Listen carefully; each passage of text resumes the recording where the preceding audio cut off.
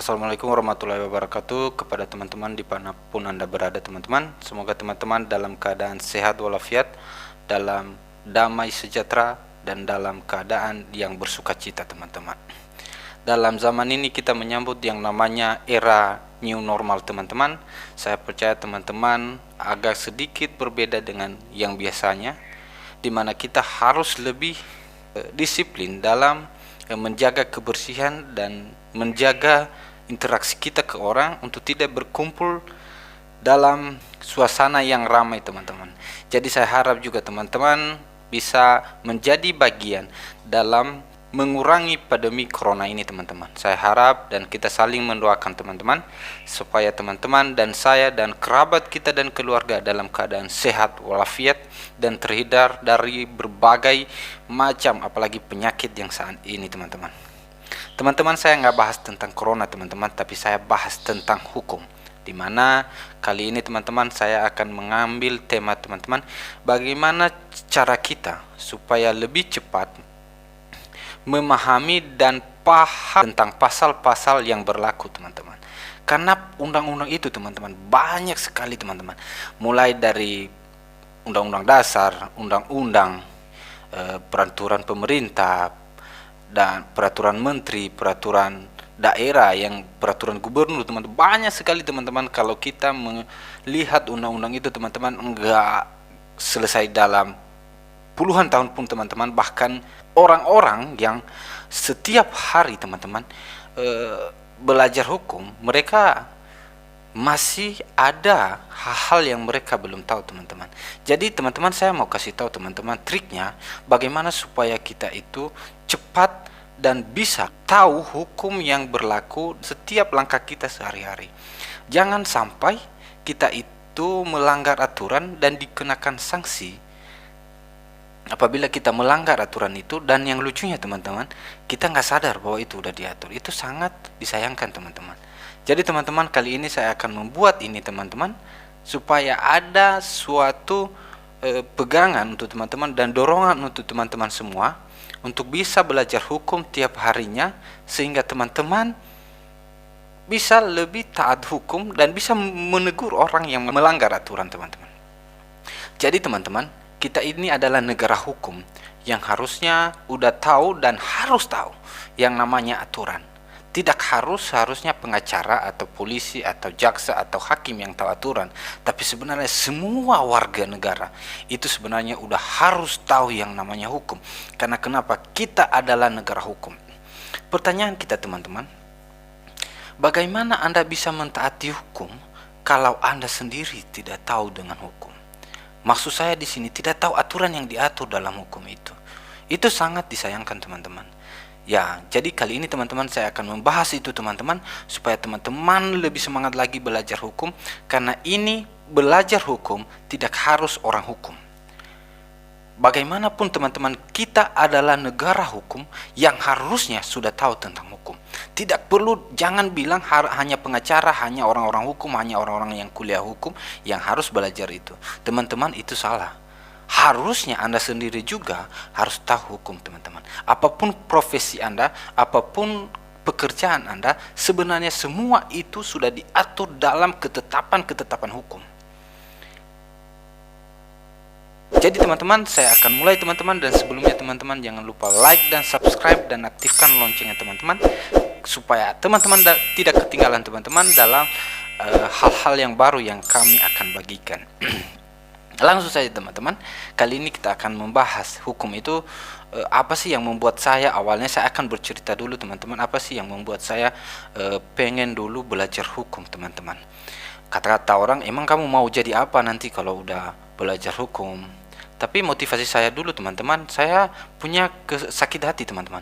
Awalnya saya belajar hukum itu karena didorong oleh sakit hati.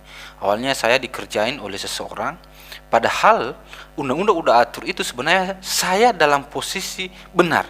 Itu saya tahu saya dalam posisi benar itu teman-teman ketika saya udah belajar hukum. Waktu itu teman-teman saya mengalah, saya pikir saya salah. Dan itulah yang mendorong saya. Dari situ saya mengambil keputusan untuk mau belajar tentang hukum supaya saya tidak dikerjain orang. Ya, saya nggak mau berpikir saya menjadi pengacara, walaupun pada akhirnya teman-teman saya ujungnya ke sana. Tapi saya lebih aktif dalam membagikan atau memberikan konsultan-konsultan kepada perusahaan yang membutuhkan tentang aturan-aturan hukum dalam baik dalam perpajakan dan lain sebagainya teman-teman. Itu teman-teman baku hantam di pengadilan itu biasa teman-teman. Jadi itu yang awalnya saya mulai berpikir untuk belajar hukum teman-teman. Kenapa teman-teman? Dalam hukum itu teman-teman, setiap hari kita itu didorong dan diatur dan dibatasi oleh undang-undang, dibatasi oleh hukum yang berlaku. Jadi masalahnya teman-teman, banyak rakyat kita yang masih belum tahu aturan yang berlaku itu dan yang diatur itu apa. Sehingga mereka itu teman-teman babak belur dan baku hantam, dan tidak sedikit orang yang saling menyalahkan teman-teman, di mana mereka mengatakan ini seakan-akan semena-mena dan segala macam, padahal udah diatur di undang-undang. Saya sering kalau lihat orang yang berbicara itu, apalagi di sosial media teman-teman, itu saya sering ketawain saja. Sebenarnya sudah tahu terlebih dahulu teman-teman bahwa itu memang diatur oleh undang-undang yang berlaku. Tapi sayangnya ada orang yang menganggap bahwa hukum itu tajam di bawah, tumpuk di atas. Sebenarnya teman-teman ada hal-hal yang perlu dipertimbangkan dalam segala sesuatu itu teman-teman. Jadi kali ini teman-teman saya akan membahas tentang apa sih, saya mulai dari apa sih yang mendorong kita untuk belajar hukum itu teman-teman. Yang pertama teman-teman, dalam hukum itu kita diatur dalam setiap perjalanan kita. Kenapa teman-teman? Mulai dari rumah sampai di jalan, di tempat kerja kita, di situ aja teman-teman udah diatur oleh aturan-aturan yang berlaku dan penuh dengan aturan-aturan teman-teman. Jadi saya sangat disayangkan teman-teman jika teman-teman nggak mau belajar hukum dan ujung-ujungnya ada dua kemungkinan: Anda melanggar hukum atau Anda dikerjain oleh orang-orang yang jahil dan punya niat sengaja teman-teman untuk menghantam Anda atau mengerjain Anda dalam apapun yang Anda lakukan. Contohnya teman-teman, dalam rumah tangga. Dalam rumah tangga teman-teman, kita mulai dari bicara rumah tangga. Di dalam rumah tangga itu teman-teman, sudah penuh dengan aturan dan sudah ada aturan-aturan hukum yang mengatur bagaimana kita seorang laki-laki kepada yang udah menikah teman-teman, bagaimana seorang suami sama istri itu udah diatur. Apa ya tanggung jawab seorang suami, apa kewajiban suami, dan apa hak-hak sebagai suami. Semua udah diatur teman-teman. Jadi dalam rumah tangga saja teman-teman, kita nggak boleh semena-mena untuk melakukan apapun, karena sebenarnya aturan yang berlaku sudah ada ketetapannya. Tapi sayangnya teman-teman, kalau Anda tidak belajar itu, belajar hukum, jika Anda suami maka Anda sembarangan. Jadi di saat seseorang yang udah paham hukum, maka dia akan lebih tertib dan lebih tahu batas-batas baik itu hak maupun kewajibannya.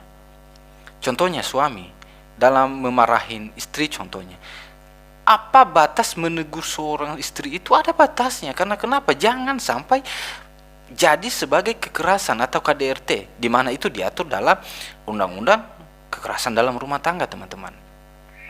Dan juga seorang istri kepada suami teman-teman, ada kewajiban-kewajiban dan hak-hak yang harus dilakukan dan harus diterima.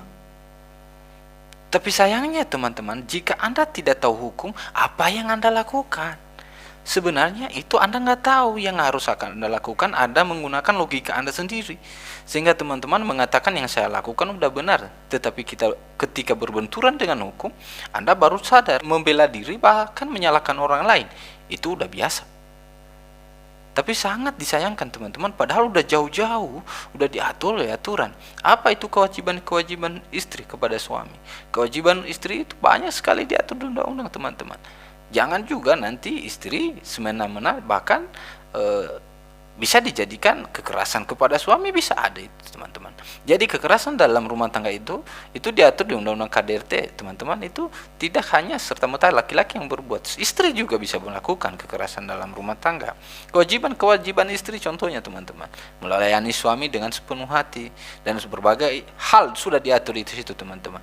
Jadi kalau teman-teman mau belajar hukum lebih paham supaya lebih cepat, apa yang Anda lakukan hari ini ya baca itu, sehingga teman-teman bisa lebih hafal itu. Karena kenapa? Kalau Anda menghafal undang-undang dalam bukan dalam keadaan yang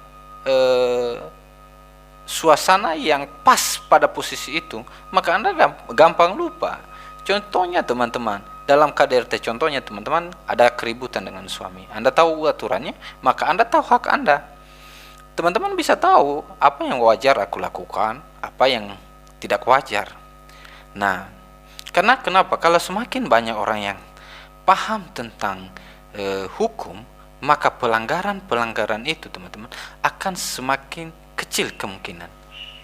Tapi sangat disayangkan, hampir 90% orang yang jatuh dalam terutama dalam rumah tangga teman-teman, itu 90% mereka nggak tahu, bahkan mereka anggap itu hal yang wajar. Sebagai suami istri yang berbeda pikiran, berbeda latar belakang, baik suami maupun istri, itu pasti ada pertengkaran. Tapi pertengkaran itu wajar apabila sesuai dengan batasnya. Tapi kalau udah masuk dalam ranah kekerasan dalam rumah tangga, itu sebenarnya juga tidak dibenarkan. Lalu selanjutnya, bagaimana kita terhadap anak? Sudah juga diatur dalam undang-undang KDRT itu teman-teman, sebagai kewajiban seorang ayah kepada anak. Ya, jangan sampai anak Anda itu diterlantarkan teman-teman. Itu semua udah ada aturan-aturan yang mengaturnya. Tapi apabila itu teman-teman kita tidak tahu hukum, sekali lagi kita jadi campur aduk teman-teman. Lagi-lagi teman-teman, itu masih banyak hal-hal yang diatur dalam suasana rumah tangga itu saja teman-teman. Udah banyak aturan yang mengatur.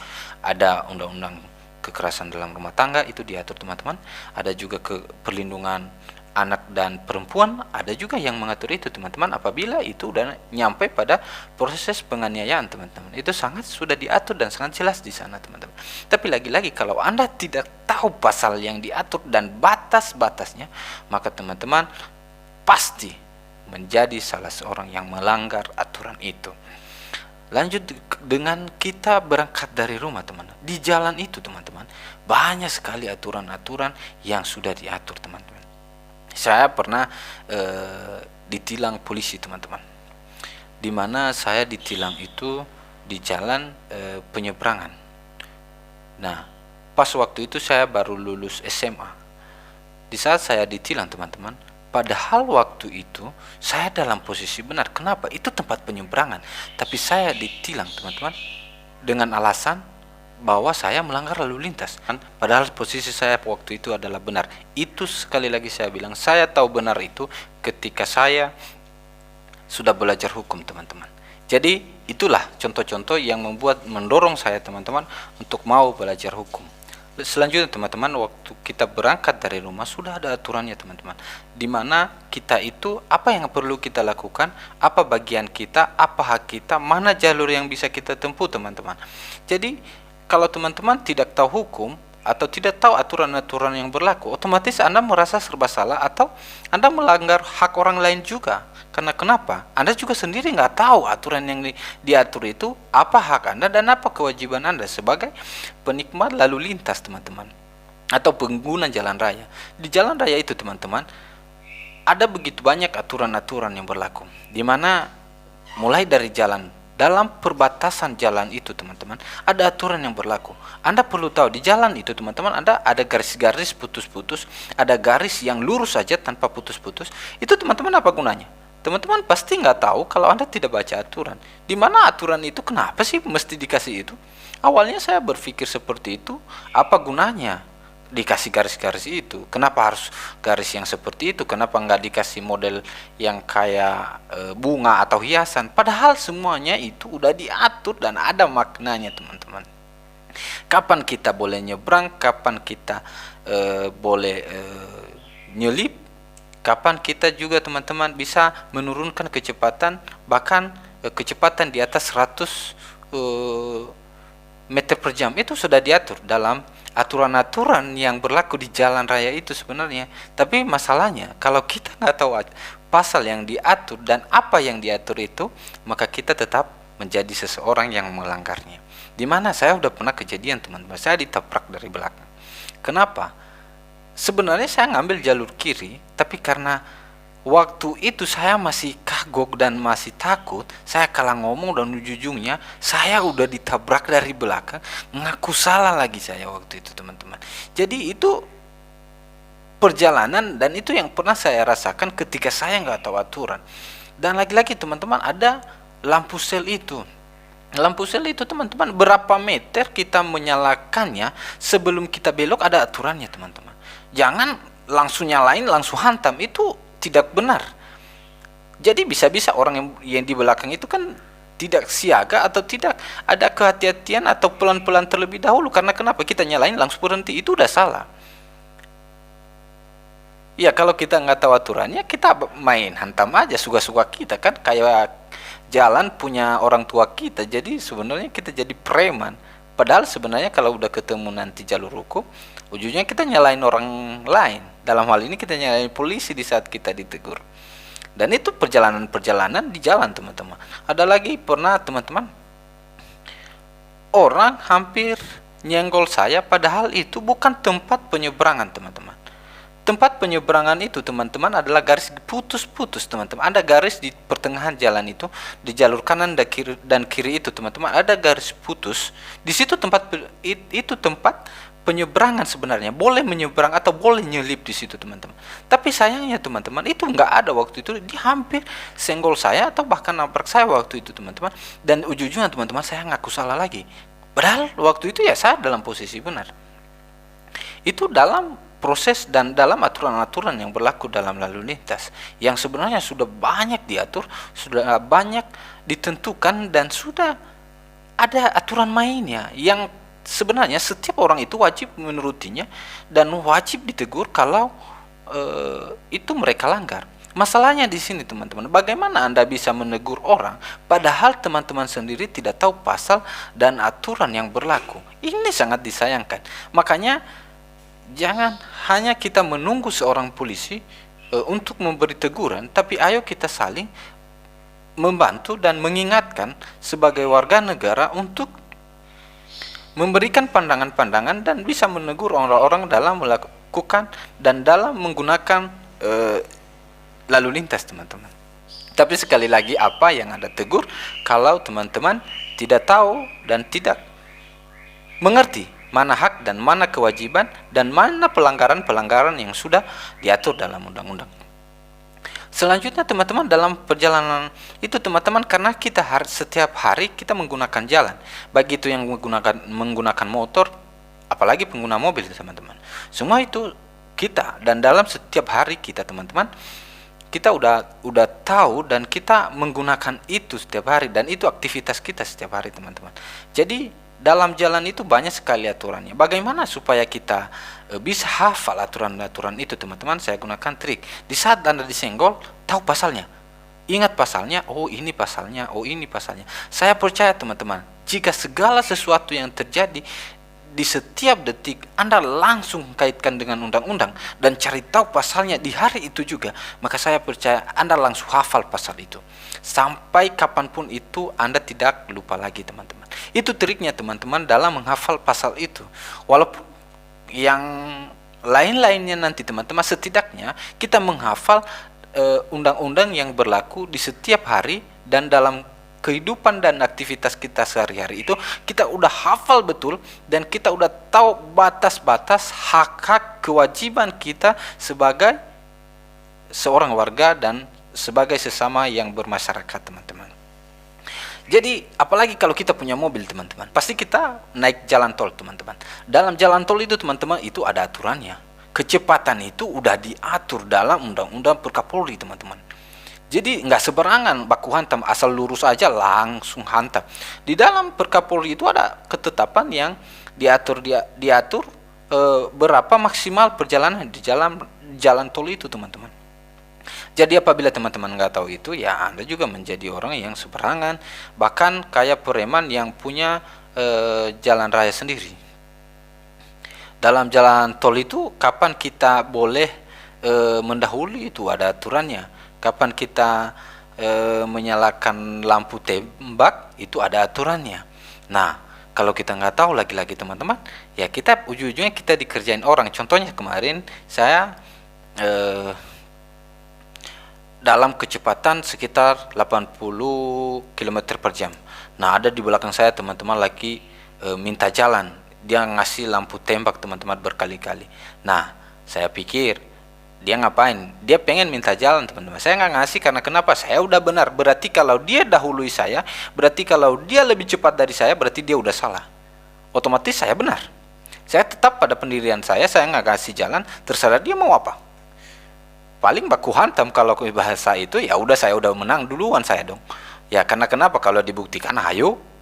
Ya itu. Tapi kalau kita nggak tahu pasalnya, teman-teman, maka otomatis teman-teman akan dikerjain sama model-model mereka itu, teman-teman. Jadi itu salah satu hal-hal yang bisa mendorong kita belajar oleh aturan. Di jalan tol itu banyak sekali, teman-teman. Kita merusak rumput di jalan tol itu ada aturannya. Jadi jangan sembarangan, itu udah diatur oleh undang-undang. Jangan sembarangan aja Anda, apapun yang ada di jalan tol itu udah ada pasal yang mengaturnya dan aturan-aturan yang lagi-lagi teman-teman, rambu-rambu lalu lintas, kita merusak rambu-rambu lalu lintas itu udah ada kode-kodenya semua dan itu ada aturannya. Kapan kita boleh belok, kapan kita pelan-pelan, kapan kita hati-hati, kalau itu turunan itu udah ada di rambu-rambu lalu lintas. Dan kadang rata-rata masyarakat kita, teman-teman, jarang sekali yang lihat rambu-rambu lalu lintas. Kalau jalan bawa mobil atau bawa motor itu, teman-teman, seringkali kita biarin saja gitu loh. Itu kesalahan-kesalahan, padahal itu kode sebenarnya, teman-teman, yang sangat berguna dalam setiap kehidupan kita. Lagi-lagi teman-teman, kalau kita bekerja, ini sangat menarik, teman-teman. Kalau kamu bekerja, ada batas maksimal dalam waktu kerja itu. Tidak serta-merta kita itu boleh bekerja semau bos kita. Lagi-lagi kalau kita selama ini kita kerja lalu diatur oleh bos kita, dimarahin oleh bos kita contohnya, kita ketakutan karena kita berpikir jangan-jangan saya dipecat. Padahal udah ada aturannya, nggak ada perusahaan yang main sembarangan aja keluarin orang. Karena kenapa? Undang-undang sudah atur dan perusahaan itu, teman-teman, berdiri atas undang-undang, bukan atas kemauan mereka. Kalau undang-undang nggak memberikan hak untuk mereka, mereka nggak berdiri di situ, teman-teman. Dan Anda bekerja di suatu perusahaan, itu sebenarnya, teman-teman, itu atas izin dan perlindungan dari undang-undang. Contohnya, berapa jam sehari itu Anda dibayar secara upah. Dan apabila Anda melampaui batas itu, Anda dihitung dengan gaji yang lebih besar dari biasanya. Itulah yang sudah diatur dalam undang-undang dan yang sudah berlaku dalam setiap ketetapan di perusahaan. Jadi apabila teman-teman lagi-lagi tidak mau mengerti atau tidak mau belajar dengan aturan yang berlaku, maka otomatis teman-teman juga akan dikerjain oleh atasan-atasan Anda. Bisa aja kalian ketakutan, ya udahlah, nggak usah komen, masalahnya takut kita dikeluarkan. Itu adalah kejadian-kejadian yang sering dilakukan. Karena kenapa? Ketakutan nanti takut di SP atau dikeluarin. Padahal kalau perusahaan mengeluarkan suatu pekerjanya, satu orang pekerjanya, itu ada aturan yang berlaku, di mana dia harus memberikan honor dan harus memberikan alasan-alasan yang tepat. Tidak serta-merta karena dia yang punya, dia melakukan itu dengan semena-mena. Apalagi sekarang yang lucunya itu, teman-teman, atasan ke anak buah. Yang lucunya itu atasan ini juga sama-sama karyawan dan berlaga hebat. Dan ujung-ujungnya apa, teman-teman? Kita menjadi pelampiasan atau dikerjain sama model-model mereka itu. Jadi apabila teman-teman tidak mau belajar hukum dan aturan yang udah berlaku, otomatis teman-teman juga akan menjadi orang-orang yang akan dikerjain oleh mereka. Selanjutnya, teman-teman, dalam pekerjaan itu ada batas-batasnya, bukan perusahaan yang menentukan gaji kita. Kenapa? Ada UMR minimumnya, teman-teman.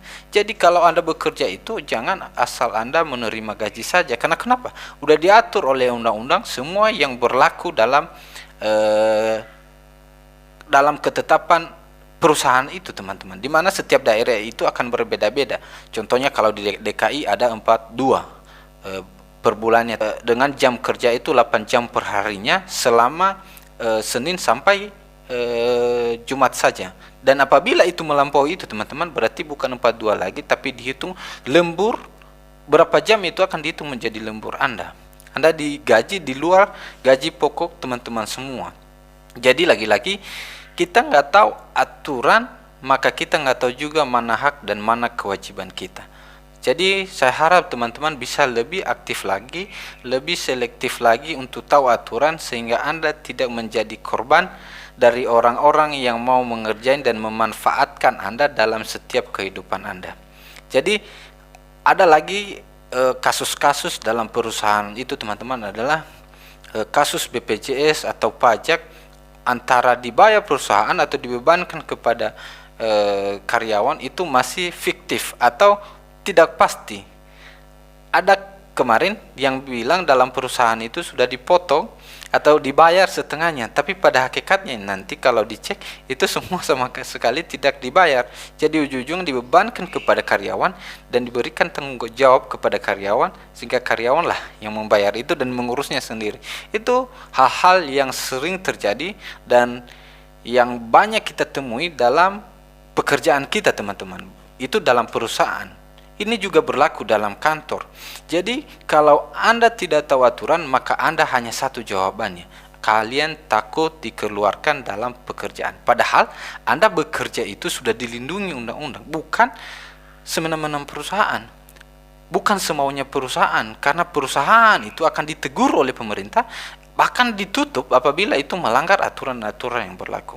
Tapi sayang teman-teman, kita takut itu, bahkan takut lapor. Karena kenapa? Kita diancam nanti dan segala macam. Kenapa kita takut ancaman? Karena sebenarnya kita nggak tahu aturan yang berlaku. Coba kalau kita tahu aturan yang berlaku, mau ancam saya berkali-kali, gua hantam balik kamu. Jadi kalau kita udah tahu aturannya, berarti kita nggak takut apapun.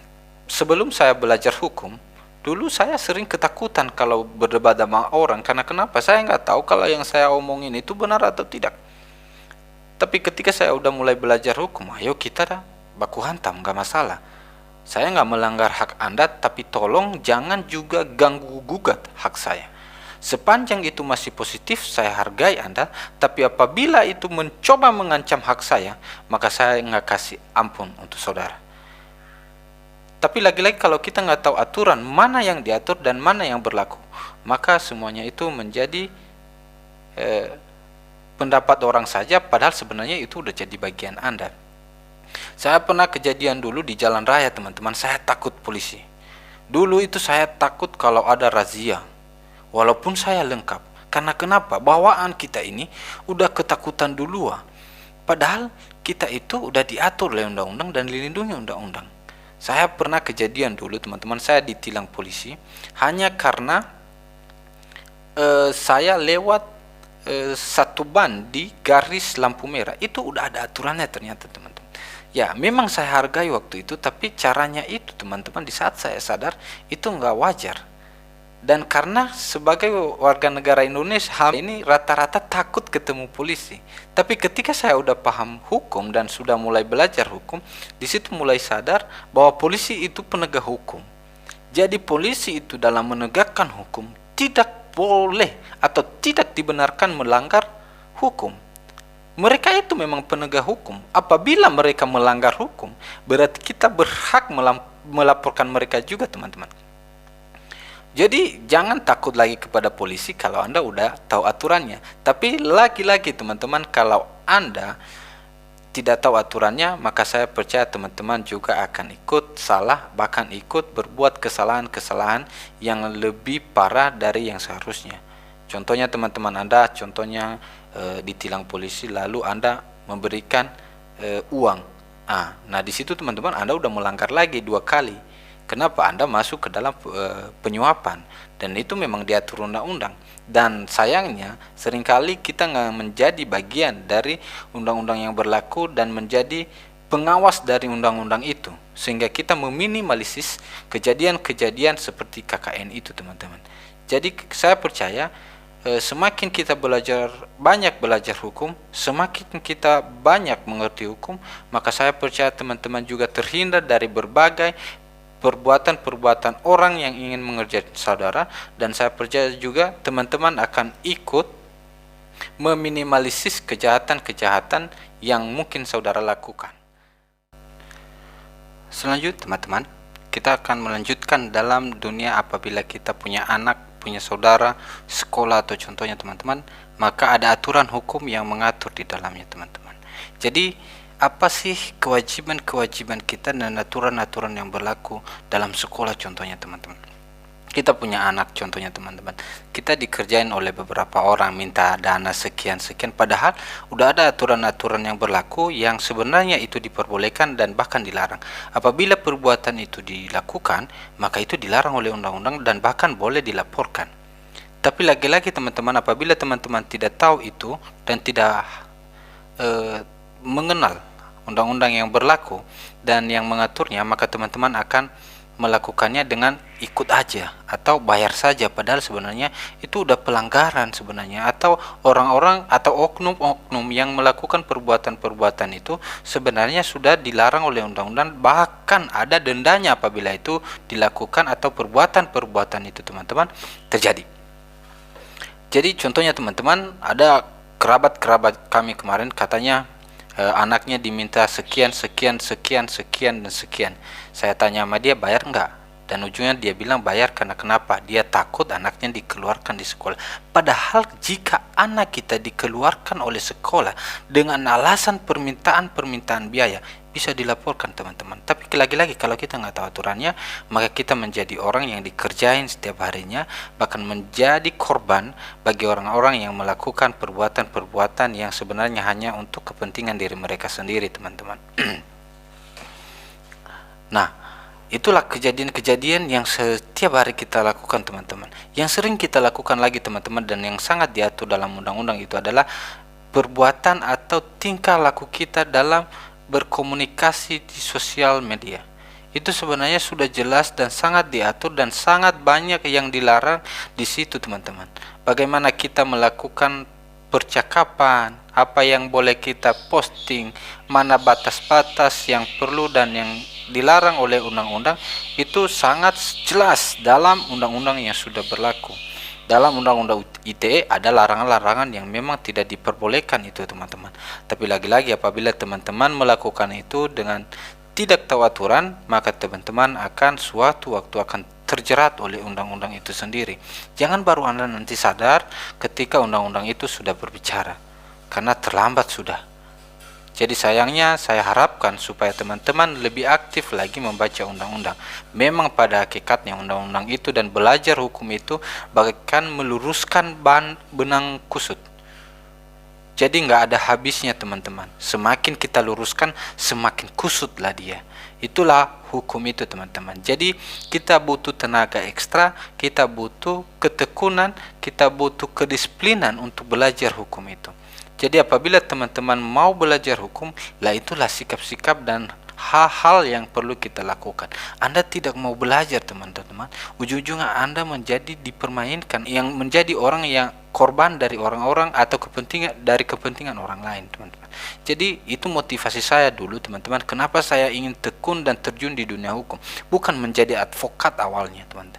Walaupun pada hakikatnya teman-teman saya ingin terjun ke dunia advokat, karena kenapa, saya pengen lebih tekun lagi supaya saya lebih bisa membantu orang-orang yang membutuhkan pembelaan hukum, baik dalam berkeadaan maupun yang tidak berkeadaan teman-teman, ya supaya saya bisa berbagi, karena dalam agama mengatakan bahwa berbagi itu indah dan itu adalah ibadah kita teman-teman.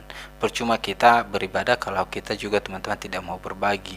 Nah itu yang menjadi motivasi saya teman-teman, karena saya nggak punya uang banyak sehingga saya tidak punya hal untuk membagikan kepada teman-teman atau kepada orang-orang yang membutuhkan, tetapi saya juga punya ilmu, maka itulah saya akan coba membagikan. Semoga teman-teman dan semoga orang yang melihat itu bisa menambahkan ilmu mereka, bahkan mereka semakin diberkati, semakin bersukacita, bahkan terhindar dari keadaan-keadaan yang sebenarnya bisa dikendalikan dan bisa mengelak, bahkan hak mereka itu mereka bisa lindungi. Itu motivasi saya dulu teman-teman. Kita naikkan lagi teman-teman pembahasan itu tentang hanya dari sekolah tadi teman-teman, maka kita berlanjut dengan keadaan-keadaan seperti kalau kita beli motor, itu sebenarnya teman-teman ada aturan-aturan yang mengaturnya. Ya, jangan sampai kita dikerjain oleh orang-orang yang sebenarnya punya niat buruk untuk kita. Contohnya, kapan kita menerima denda itu teman-teman. Denda itu teman-teman udah diatur dalam aturan. Jangan semena-mena juga orang memberikan denda yang sebenarnya sudah diatur oleh undang-undang, atau menarik motor kita teman-teman. Itu nggak semena-mena saja teman-teman.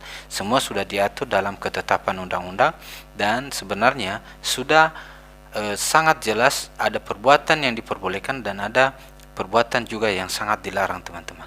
Tapi kalau teman-teman tidak tahu itu teman-teman, maka teman-teman, saya percaya bahwa Anda menjadi orang yang akan dikerjain oleh orang-orang yang berbuat buruk dan bertingkah semena-mena sebenarnya. Apalagi kalau kita punya kredit teman-teman, maka sebenarnya dalam pengkreditan itu ada aturan mainnya teman-teman. Ya, jadi jangan semena-mena memberikan motor Anda. Kalau contohnya Anda wan prestasi, itu ada aturan mainnya.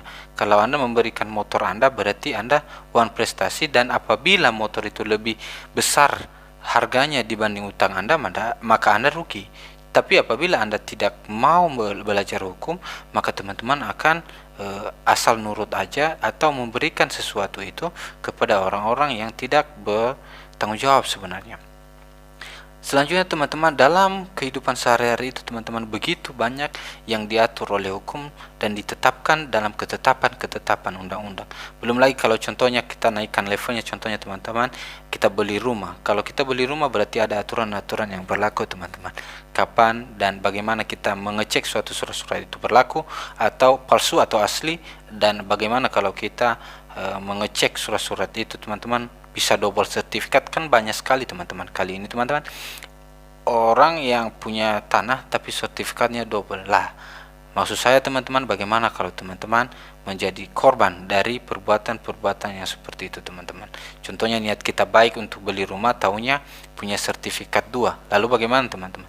Itu sangat disayangkan teman-teman kalau udah menjadi perkara. Tidak segampang saja teman-teman untuk menyelesaikan perkara itu teman-teman.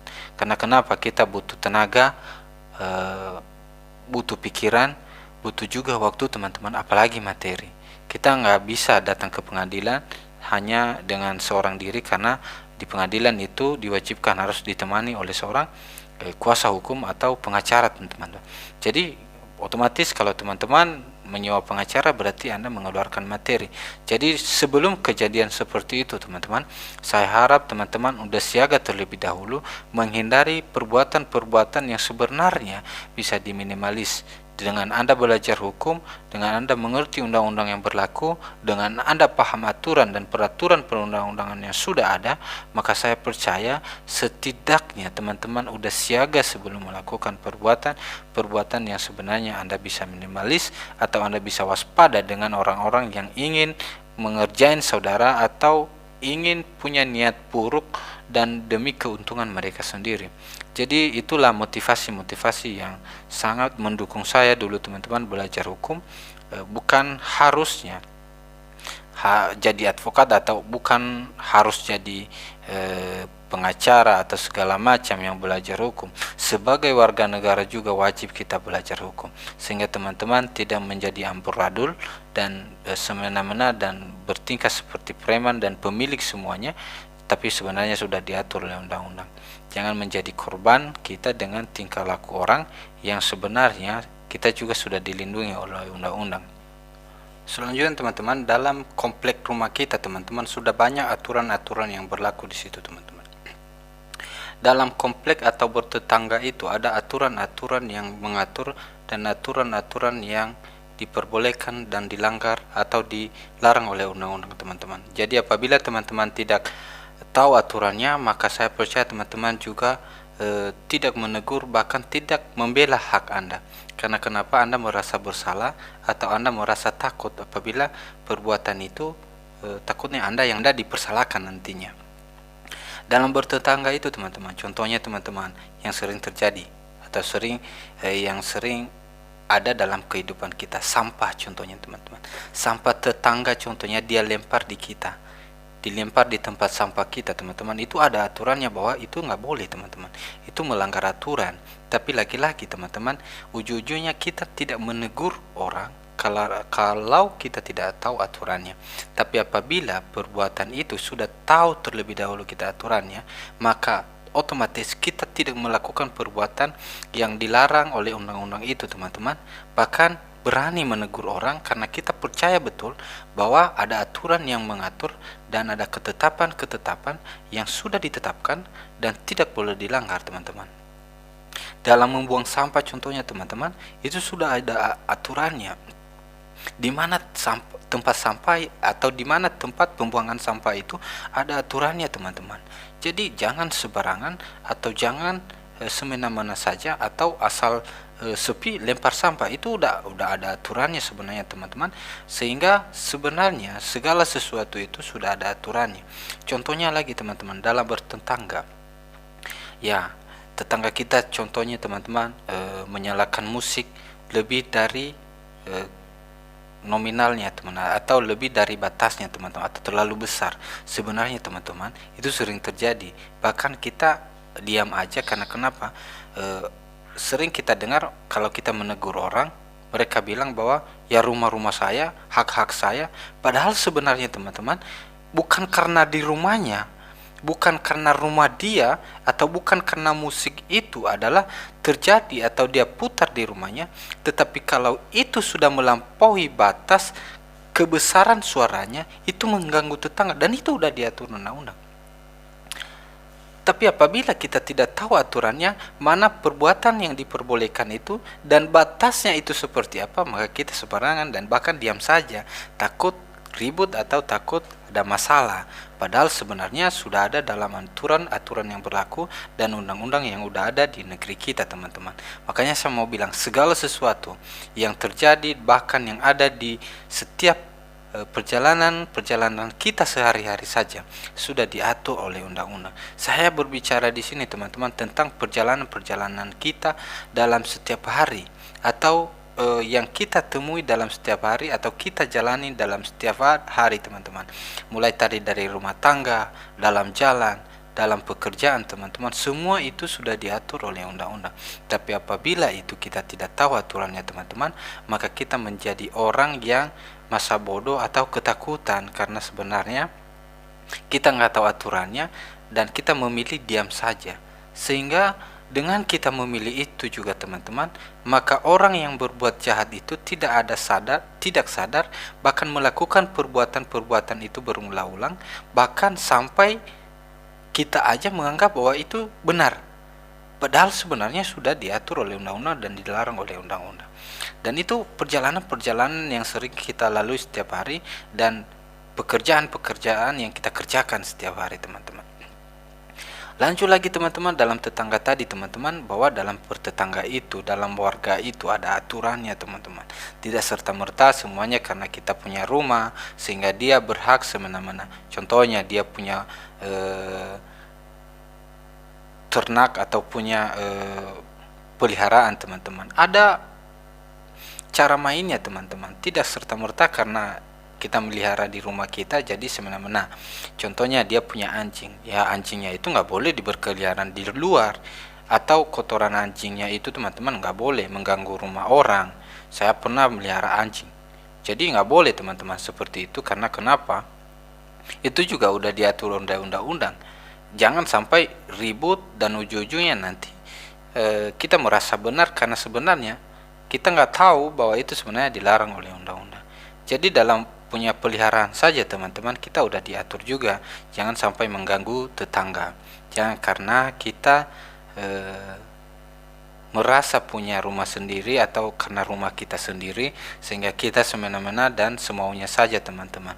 Dan hal-hal itu sebenarnya bisa kita tahu kalau kita belajar hukum.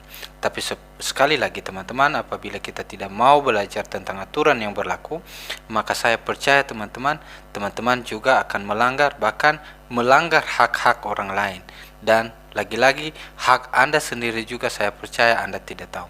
Batas-batas hak Anda dan kewajiban-kewajiban Anda cuekin karena Anda sebenarnya tidak tahu. Itulah semua yang sering kita lakukan setiap hari, teman-teman. Dalam ada acara di tetangga kita, contohnya, teman-teman, ada aturan yang berlaku. Ya jangan sampai juga di tengah malam. Batasnya itu seperti apa? Itu ada batasnya.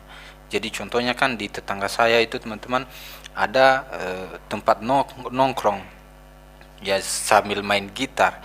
Jadi ujung-ujungnya kita menegur orang juga teman-teman kalau mereka berbuat itu, ujung-ujungnya salah juga, atau kita menggunakan emosi kita teman-teman, sehingga itu salah juga ujung-ujungnya. Jadi ayo kita tegur kalau ada perbuatan